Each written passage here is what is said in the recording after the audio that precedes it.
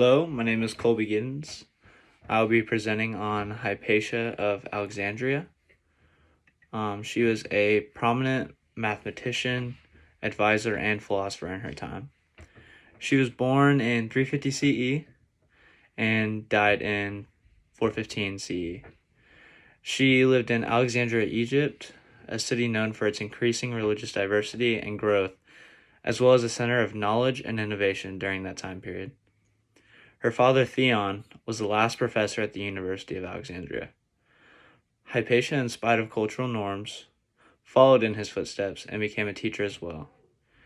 She was a woman who was widely known for her generosity, love of learning, and expertise in teaching. Her death came to symbolize the downfall of Alexandria's classical age of paganism. A little bit about her philosophy. Much of her work was done with her father. Together, they updated many works, including Euclid's Elements, one of the most sophisticated mathematical texts of the time. Hypatia also was the head of the Neoplatonist school of philosophy. Neoplatonists were a type of philosophers that followed the ideas of Plato and his students. They were cited as a grand synthesis of an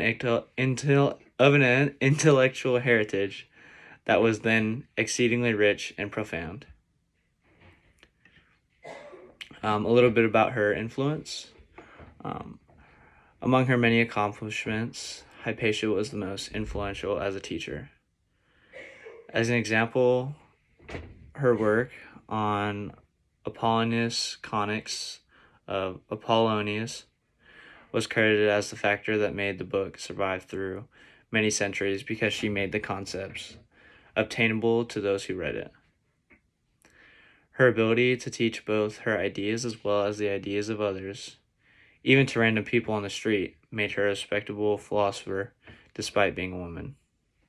She became so well noted that philosophers like Damascus quoted her and spoke highly of her.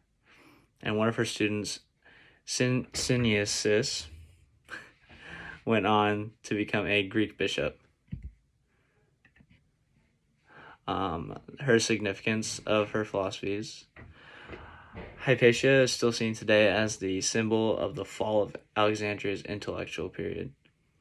Her work made her respected and well known in her time, while her death made her famous throughout the ages.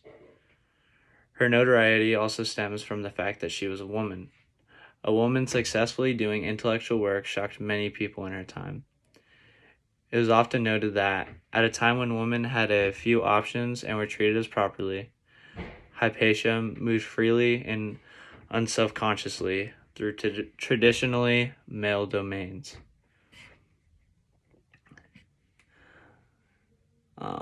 Unfortunately, none of Hypatia's work survived the burning of the Library of Alexandria. Soon after her death, what remained of the library was destroyed.